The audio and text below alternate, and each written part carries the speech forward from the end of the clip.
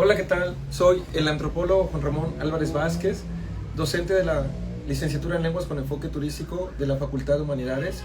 Soy profesor aquí de la Universidad de Ciencias y Artes del Estado de Chiapas. Y en esta ocasión pues, vamos a estar hablando acerca de la presencia o la importancia que tienen los pueblos originarios en nuestra historia como tal. Para ello debemos de tomar en cuenta, bueno, esto en el marco del Día Internacional de los Pueblos Originarios o los Pueblos Indígenas. Es una fecha que se celebra desde 1993, en que la ONU declaró ese año como Día Internacional de los Pueblos, el Año Internacional de los Pueblos Indígenas, pero en diciembre de 1994 la ONU tuvo a bien fijar el 9 de agosto como el día en que se conmemoraría como tal, ¿verdad? Y entonces, pues en nuestro planeta, pues existen, pues, una diversidad de grupos o de pueblos originarios, muy fuertes, sobre todo en Asia, en África, en América. México y Perú son los países con mayor presencia de pueblos originarios, pero también tenemos que tomar en cuenta que estos pueblos originarios, que son 68 en nuestro país, se encuentran divididos en áreas culturales, y en México tenemos 3 áreas culturales, que una de ellas es Mesoamérica, y en Mesoamérica, que abarca parte de Centroamérica, gran parte de Centroamérica, Guatemala, Honduras, El Salvador, Belice, parte de Costa Rica y Nicaragua. Estamos hablando de 11 familias lingüísticas que hay en nuestro país, y en el resto de Centroamérica hay otras familias, y en total Mesoamérica tiene 15 familias lingüísticas. Entonces, una familia lingüística está conformada por las lenguas o por las etnias que están emparentadas entre sí, o sea, que son lenguas hermanas. Por ejemplo, el tzotzil con el celtal pertenecen a la familia maya, igual que el huasteco, que está en el norte de Veracruz y el sur de Sinaloa, de Tamaulipas. Pues ahí entra el maya yucateco, entra el quiché, entra el cancobal y muchas otras lenguas y etnias, que es digamos que la etnia zoque, pues habla la lengua zoque. Entonces, si sabemos que son 68 lenguas, son 68 etnias. Y entonces, por ejemplo, también encontramos la familia yutoazteca, en donde pertenece el náhuatl. Encontramos la familia mije-zoque, donde pertenece el mije y el zoque como tal. Encontramos la familia mangueña, y así encontramos muchas familias, son 15 familias en ese territorio llamado mesoamericano, y convergen estos pueblos. Entonces, a la llegada de los hispanos, ¿no? o los españoles, sobre todo en la segunda década y la tercera década del siglo XVI, porque fue variable, ¿no? Llegaron primero a las Antillas, y de Cuba llegaron a lo que sería hoy nuestro país, México, a partir de 1517, 1519. Y entonces la diversidad que se encontraba ahí como tal, pues era muchísimo mayor a la que hoy día tenemos, ¿no? Entonces no hay un registro de cuántas etnias o cuántos pueblos existían como tal en ese territorio, ya sea México o en su caso Mesoamérica, que no es todo nuestro país. Y en ese sentido, sí sabemos, gracias a ciertos estudios que han hecho, por ejemplo, en el caso de Chiapas, el doctor Mario Humberto Ruz y el doctor Juan Pedro Viqueira, han hecho una reconstrucción a partir de documentos coloniales del siglo XVI, que en el estado de Chiapas se hablaba náhuatl. Por ejemplo, se hablaba náhuatl en el Soconusco, se hablaba náhuatl en lo que es ahora San Cristóbal de las Casas, se hablaba el cochó y el cabil en toda la parte de Chicomucelo, frontera Comalapa, esta parte de Montecristo, Ángel Albino Corzo, toda esta parte se hablaba el cochó y el cabil. Se hablaba la lengua chiapaneca, que estaba en toda la parte de la depresión central, Acala, Suchiapa,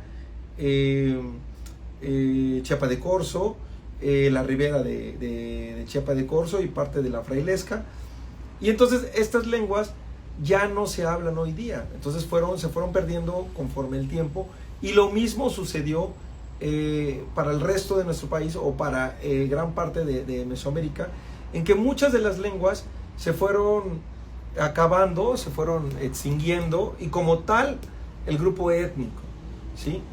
Y un factor importante de esto fueron las epidemias o las enfermedades que llegaron en el siglo XVI, como la viruela, por ejemplo, y otras enfermedades que también se transmitieron los españoles en este proceso de mestizaje, y que, por ejemplo, aquí no había las condiciones, ¿no? No eran las mismas cuestiones climáticas, y eso también permitía que las enfermedades pues se desarrollaran de manera muy rápida, y sobrevivió, hasta donde se tiene registro, la tercera parte de la población originaria que se hallaba en ese entonces. También las epidemias, las migraciones que hubieron por decisiones de la realeza, se movilizaban grupos, se llevaban un grupo a otro lugar, a otro territorio. Estos grupos no lograban sobrevivir. En algún momento, sobre todo en el siglo XVII, cuando los españoles empezaron a tener grandes haciendas para producir, por ejemplo, menciono el caso de Chiapas, el añil, la grana cochinilla, y otros tintes naturales que eran de muy gran valor en Europa, sobre todo porque allá no hay la riqueza de tintes como si hay en la India o hay aquí en América.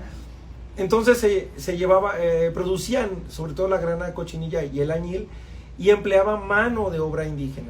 Y también debemos de tomar en cuenta que en estas haciendas hubo presencia de afrodescendientes, y estos afrodescendientes se mezclaron rápidamente con la población local, y entonces hubo este mestizaje tan acelerado que se fueron perdiendo estos grupos en algunos lugares. Por ejemplo, en el caso de los Zoques tenemos Jiquipilas y Cintalapa, ¿no? Que ya desde el siglo XVIII la población Zoque empezó a perderse como tal, y obviamente algo que se perdió muy rápidamente fue la lengua, ¿no?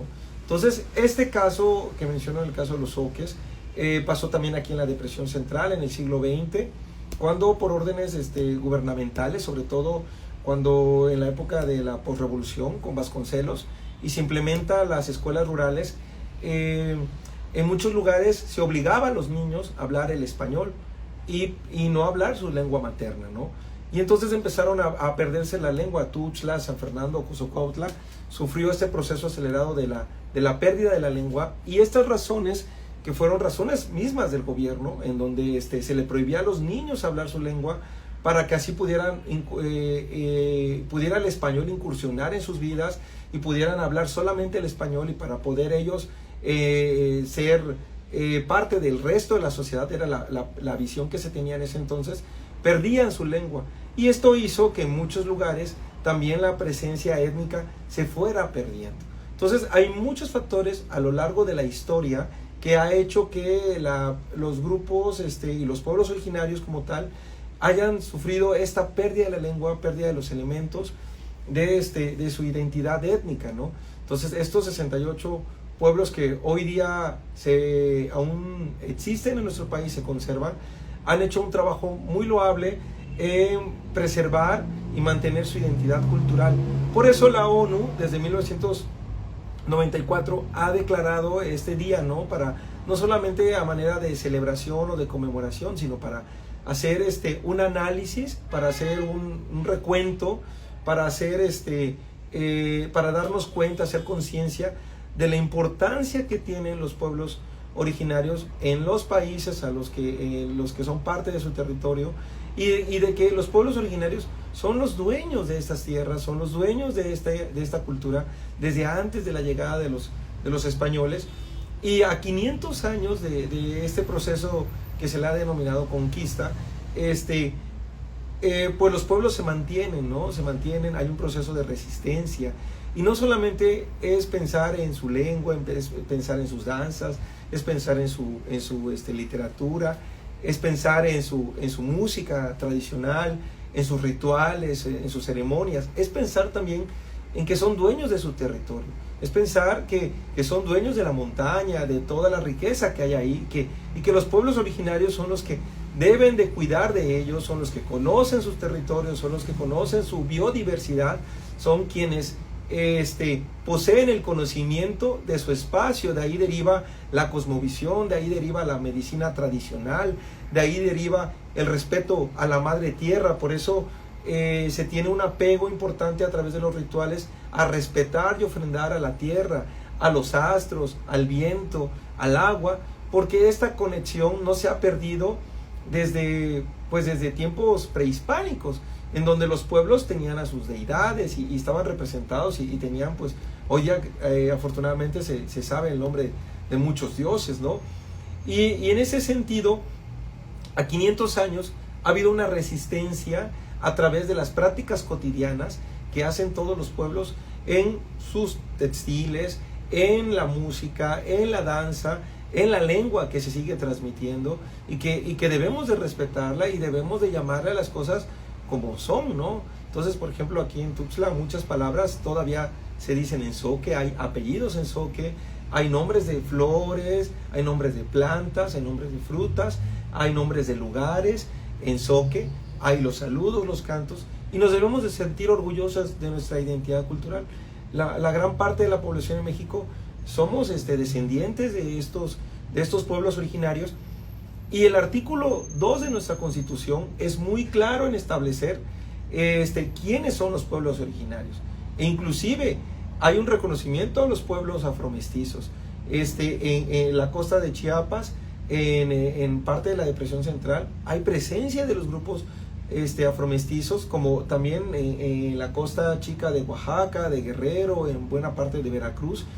Y entonces el reconocernos es decir que en un mismo territorio convergemos tantos pueblos, convergemos tantos grupos que nos reconocemos y nos identificamos como tal, y que debe existir este respeto y debe de existir pues el conocer y el saber quiénes somos, y que compartimos esta riqueza cultural. Existe la interculturalidad, existe la transculturalidad, existe la multiculturalidad, y un pueblo originario no es ajeno al otro pueblo, al contrario, hay relaciones lingüísticas, relaciones culturales, en donde van y vienen ideas, ideologías, y van y vienen conocimientos, y finalmente porque son parte de un territorio. O sea, el estado, lo que ahora es Chiapas, desde tiempos prehispánicos ha sido parte de caminos de pueblos que han viajado, pueblos que han migrado, han sido lugares de paso.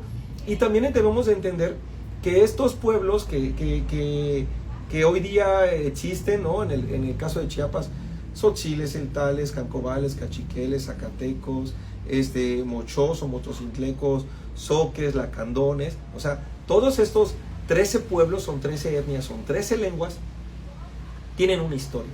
Y hay pueblos que en algún momento llegaron del territorio que es Guatemala, hay pueblos que llegaron del altiplano central en algún momento de la historia, hay pueblos que migraron, por ejemplo en el caso de los zoques, que se tiene por antecedente a los mocayas, que tienen su origen en Chantuto, en las costas del Soconusco, y este grupo pues tiene su origen desde el preclásico temprano, y en el preclásico medio se logró dispersar, y ahora pues los zoques están en parte de Tabasco, están en el sur de Veracruz, están en los Chimalapas en Oaxaca, y en la parte norte y la depresión central de Chiapas. Y entonces cada uno de los pueblos originarios tiene su historia, han migrado, han compartido territorio con otros pueblos, y somos un resultado pues de esta diversidad. Por eso compartimos tanto. Nosotros en nuestra vida diaria usamos palabras en náhuatl, usamos palabras que están en tzotzil, como bochi, ¿no? Que es jícara.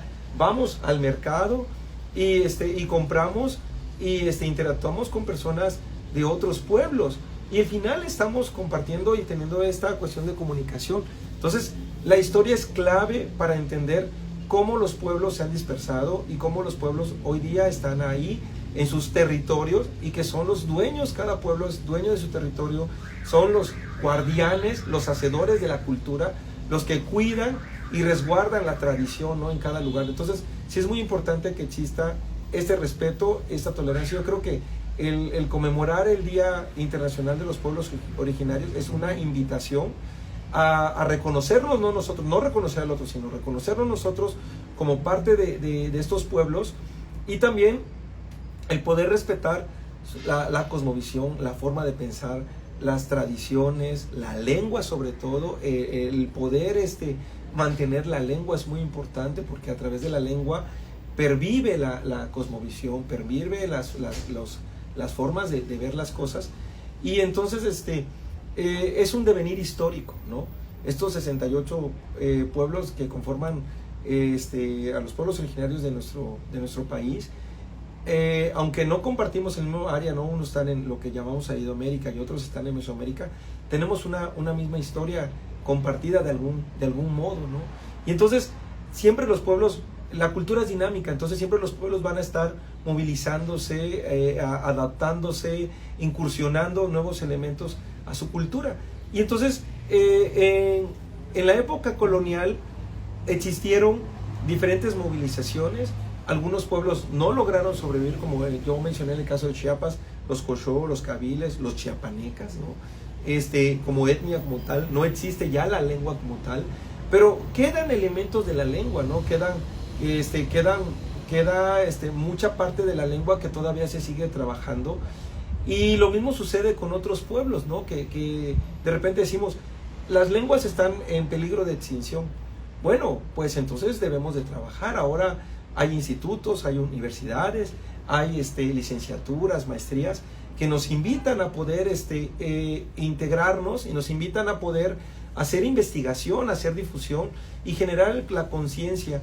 Y quienes nos reconocemos como parte de un pueblo originario, nos sintamos orgullosos de quiénes somos, y de que afortunadamente perviven los demás elementos, y entonces hay una tarea muy fuerte de poder mantener y preservar la riqueza cultural de cada pueblo originario. Entonces es muy interesante y es muy importante conocer nuestra historia, y que desde el 2500 antes de Cristo existe ese territorio, la historia compartida de un área llamada Mesoamérica, y que estos grupos surgieron, algunos en el preclásico temprano, otros en el preclásico medio, otros en el clásico, y que durante 4000 años existieron movilizaciones, ¿no?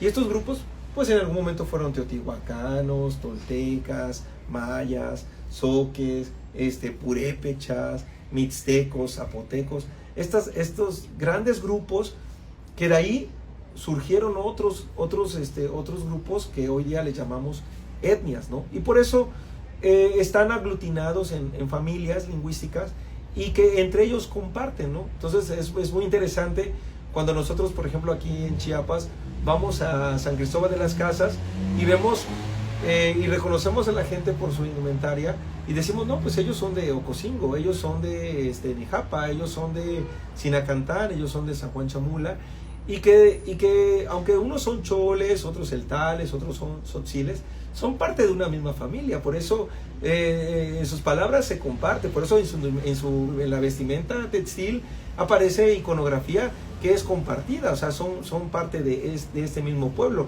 Igual pasa con los zoques. Cuando están los músicos, por ejemplo, en Ocosocuautla o en Copainalá, de repente tocan un son que es de otro pueblo. Bueno, es el mismo pueblo finalmente. De repente hay celebraciones como el carnaval, y aparece un elemento en un pueblo, por ejemplo, en la danza del mono y el tigre en San Fernando, hay una danza del mono y tigre en Ocosocuautla, y tienen elementos similares. Finalmente, pues es el mismo pueblo. O por ejemplo, aparece una danza de tigres o jaguares en Suchiapa, y que tiene que ver, o sea, y de repente decimos, pero Suchiapa es chiapaneca, pero está pegado a Ocosocuautla, aunque son zoques. Entonces el hecho de que en sus danzas tradicionales, en sus rituales, aparezca un elemento como puede ser el tigre o el jaguar, es que están compartiendo, somos parte de un mismo pueblo, y en esta diversidad recae la riqueza cultural que tenemos, y vamos y venimos, o sea, no estamos aislados, o sea, no son aislados los tzotziles, no son aislados los zoques, no son aislados los zapotecos. Aquí en Tuxtla Gutiérrez hay mucha presencia de los zapotecos del Istmo, como también entre los zapotecos del Istmo hay mucha presencia de elementos zoques y de elementos chiapanecas, ¿no? Entonces, la propuesta es reconocernos. Yo mencioné hace un instante el artículo 2 de la Constitución, porque el artículo 2 de la Constitución es claro y dice que van a ser los pueblos originarios o las etnias, aquellos grupos que se reconozcan y se identifiquen sus organizaciones, que identifiquen sus autoridades tradicionales, que prevalezcan los elementos de su cultura, aunque no tengan la lengua.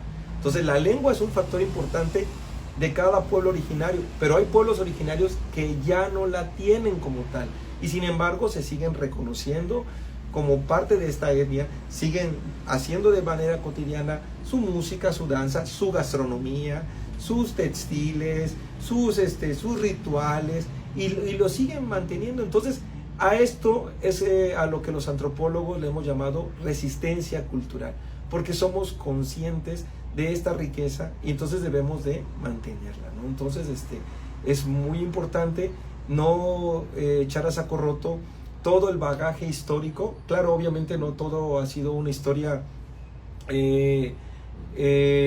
bonita.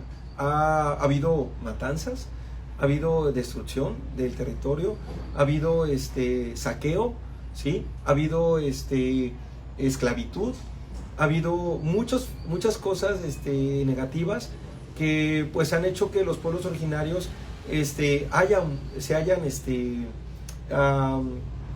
pues hayan perdido gran parte de su identidad. Y también ha habido esta parte triste, ¿no? En donde se ha discriminado, se ha clasificado, se ha pormenorizado a los pueblos originarios, siendo que estos grupos son los dueños de ese territorio, ¿no? Yo insisto mucho en esto. Yo me reconozco como zoque, y pues nuestros abuelos, nuestros padres pues han estado acá desde siempre, ¿no? Y entonces somos quienes debemos de cuidar de la cultura que tenemos. Y entonces a pesar de que existe esta parte triste de la historia, ¿no? Entonces pues hay una máxima en la historia que dice que quien no conoce su historia puede cometer otra vez sus errores, ¿no? Como tal. Y en ese sentido pues entonces debemos de generar conciencia, debemos reconocernos. Y pues yo invito a todos los que nos están escuchando, a quienes llegue esta transmisión, a que nos demos la oportunidad de valorar nuestra cultura, de valorar a los pueblos, respetemos, seamos tolerantes, conozcamos la diversidad cultural no solo de México, sino del estado de Chiapas, y del lugar donde somos. Aquí en Tuxtla hay mucha presencia tzotzil de muchos municipios, hay presencia zoque, es una ciudad de paso. Hoy día vienen grupos migrantes de Centroamérica, que también muchos de ellos son parte de pueblos originarios, y que van consigo, con ellos mismos va su identidad cultural, y a veces convivimos o se quedan en un lugar, y pues eso es parte de la historia, es parte de la migración, y así es todo el tiempo. Desde siempre hemos sido migrantes, ¿no? Y eso ha hecho que pues hoy día estemos establecidos en donde cada grupo se encuentra. Pues espero que esta charla, esta invitación que les hago, nos permita reflexionar desde el punto de vista histórico, antropológico, también lingüístico. Entonces, conmemorar el Día Internacional de los Pueblos Originarios es echar una mirada a nuestra identidad cultural. Yo aquí en la universidad, cuando recibimos a los chicos de nuevo ingreso, y de repente encontramos, por ejemplo, Mechún, Chatú, Consospo, Chandoquí, Chandomí, gente que tiene estos apellidos en zoque, ¿no? Y les digo, tú eres zoque. No, yo no soy zoque, pero en tu apellido está.